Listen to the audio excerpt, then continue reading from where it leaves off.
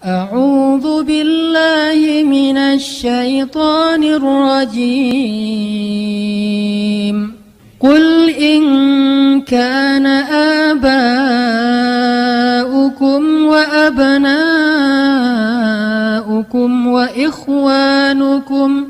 وإخوانكم وأزواجكم وعشيرتكم وأموال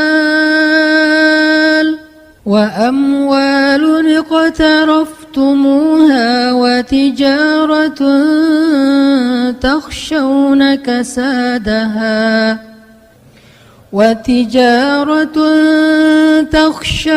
كسادها ومساكن ترضونها أحب إليكم من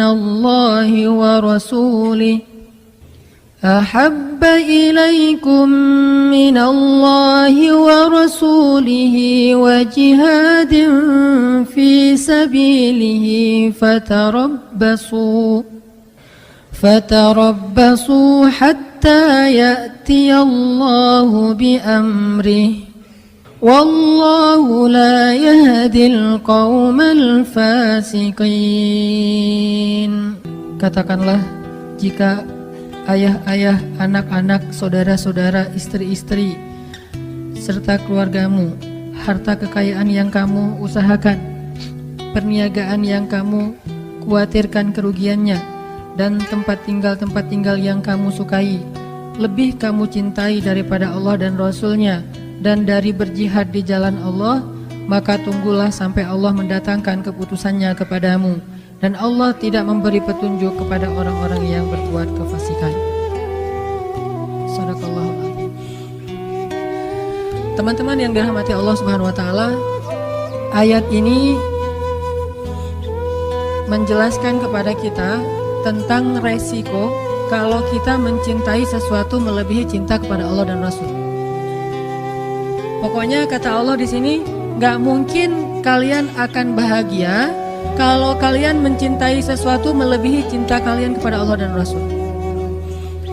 Gak mungkin kalian akan dapat apa yang kalian inginkan kalau kalian mencintai seseorang atau sesuatu melebihi cinta kalian kepada Allah dan Rasul. Itu gak mungkin. Bukan hanya gak mungkin, bahkan Allah mengancam dengan sebuah ancaman, fatarabbasu, hati-hati kalian, kata Allah.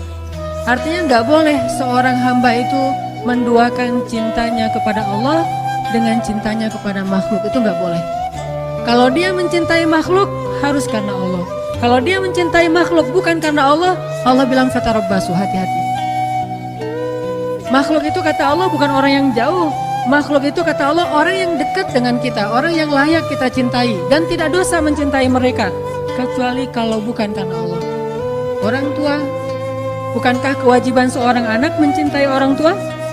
Tapi kalau bukan karena Allah atau melebihi cintanya kepada Allah daripada cintanya kepada Allah, maka itu akan fatarabbasu, hati-hati kata Allah. Tunggu aja kata Allah. Ini tegas bahasanya, dan Allah meletakkan ayat ini di dalam surat At-Taubah.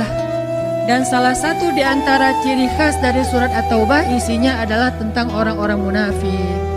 Bisa jadi teman-teman, kalau kita mau jujur menilai diri kita mukmin apa enggak, coba lihat. Jangan-jangan cinta yang selama ini kita rasakan itulah yang menjadikan tanda-tanda kemunafikan pada diri kita. Kalau kita mau tahu saya ini mukmin apa munafik, salah satunya lihat aja dalam urusan cinta. Apakah kita mencintai seseorang atau sesuatu melebihi Allah dan Rasul? Atau sama pun gak boleh, apalagi melebihi. Kalau itu ternyata ada di dalam hati kita dan gak bisa dibuat-buat, dan kita gak mungkin membohongi diri kita sendiri, berarti kita termasuk orang yang diancam di dalam surat Baro'ah, surat Munafikun. Kalau surat Al-Munafikun itu pendek, ini ada surat Munafikun lebih panjang daripada Al-Munafikun, yaitu surat At-Taubah, isinya tentang orang munafik. Dan Allah bilang gak mungkin bahagia orang yang mencintai seseorang atau sesuatu melebihi cintanya kepada Allah dan Rasul. Kalau kita mencintai ayah dan ibu kita, harus karena Allah dan Rasul. Maksud karena Allah dan Rasul itu apa? Satu, karena emang perintah Allah dan Rasul. Kalau perintah Allah untuk tidak mencintainya, maka kita tidak mencintainya. Emang Allah pernah menyuruh hambanya untuk membenci orang tua? Atau membenci keluarganya? Membenci pasangannya? Membenci anaknya? Pernah di dalam perang Badar. Perang Badar itu bisa dibilang perang saudara yang sebenarnya. Seorang ayah berperang dengan anaknya. Ayahnya di pasukan kaum musyrikin, anaknya di pasukan kaum muslimin. Pamannya di pasukan kaum musyrikin, ponakannya di kaum muslimin. Saudara kakaknya di kaum musyrikin, adiknya di kaum muslimin, dan itu banyak. Salah satu yang terkenal adalah Abdullah bin Suhail. Ayahnya di barisan orang-orang Abu Jahal, anaknya di barisan Rasulullah SAW. Sehingga banyak yang terjadi adalah seorang ayah membunuh anaknya atau anaknya membunuh ayahnya. Dalam kondisi seperti itu Allah menyuruh membuang rasa cinta kepada keluarga, karena cinta kepada Allah lebih berharga daripada cinta kepada siapapun. Siapa mereka yang memusuhi kaum muslimin, yang menzolimi kaum muslimin, yang memfitnah kaum muslimin, yang memerangi kaum muslimin? Tetapi jika mereka hanya berbeda agama, tidak memerangi kaum muslimin, maka Allah menyuruh kita berbakti kepada mereka walaupun mereka beda pemahaman dan ideologi dengan kita. Ini namanya cinta karena Allah. Jangan mentang-mentang orang tua kita sama muslim sih, cuma mungkin beda pemahaman agama. Yang satu agamanya setelah belajar di taklim, yang satu lagi dulu belajarnya, dan lebih banyak campuran budaya. Terus akhirnya kita jadi nggak mencintai lagi orang tua kita, banyak menghujat, banyak mendebat. Itu bukan karena Allah, walaupun alasannya agama, tapi itu bukan karena Allah. Allah tetap menyuruh kita untuk wala taqul lahuma uffin. Allah tetap menyuruh kita untuk wa ashiruhunna bil ma'ruf, berbuat baik kepada istri kita, kepada anak kita, walaupun mereka mungkin belum menjadi orang yang taat. Karena itu beda lagi urusannya. Makanya cinta karena Allah itu pertama cinta karena perintah Allah. Siapa yang harus dicintai, siapa yang tidak perlu dicintai. Siapa yang kalau kita mencintainya berpahala, siapa yang kalau kita mencintainya malah berdosa. Ini cinta karena Allah.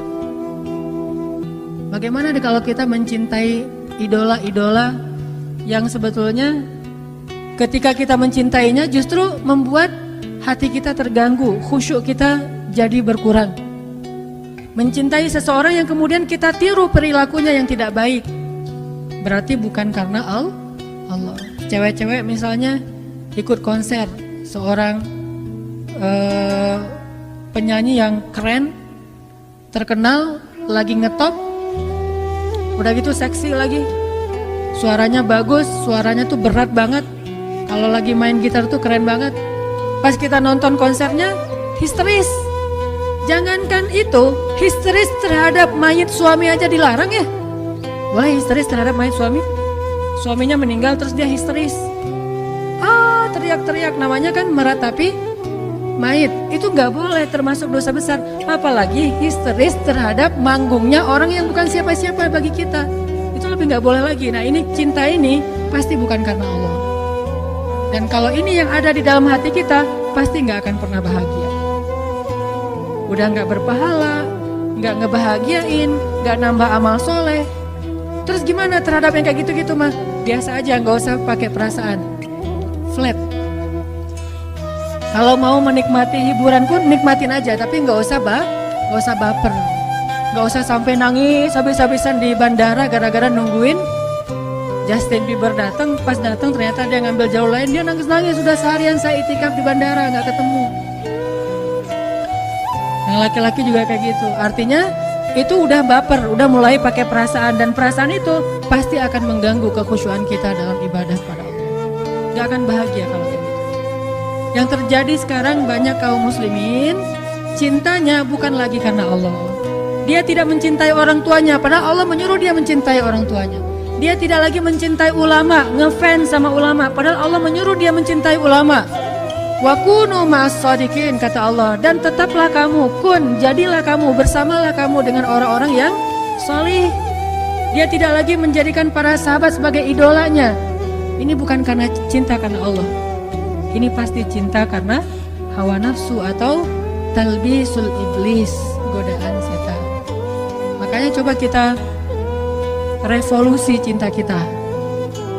revolusi cinta. Dari cinta yang karena hawa nafsu, karena hiburan, karena keren menurut kita, menjadi cinta karena Allah. Tapi tetap bisa menikmati hiburan, kekerenan, segala macam yang sifatnya masih mubah, silakan dinikmati. Tetapi jangan pakai perasaan, karena itu berbahaya. Sekedar hiburan aja, karena Allah juga nggak ngelarang kita berhibur.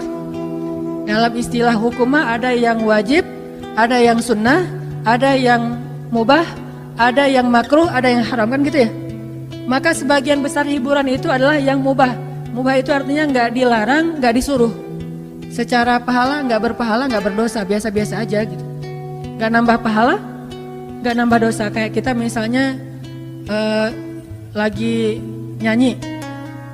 Nyanyinya masih lagu-lagu yang biasa dan kita nyanyi sendiri, apalagi gitu ya.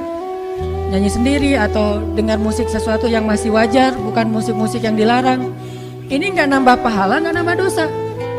Atau jalan-jalan nambah pahala? Kalau jalan-jalannya murni karena pengen menikmati hari libur, pengen menikmati alam, pengen senang-senang dengan keluarga, teman, ini nggak nambah pahala, nggak nambah dosa, namanya mubah. Maka tidak masalah kita tetap menikmati hiburan, tetapi jangan libatkan perasaan cinta, karena hati itu adalah wadah yang kosong dan dia hanya bisa diisi dengan satu hal. Kalau sudah penuh dengan satu hal, nggak akan bisa diisi lagi dengan hal yang lain. Kalau sudah penuh dengan cinta yang bukan karena Allah, maka keluarlah cinta karena Allah.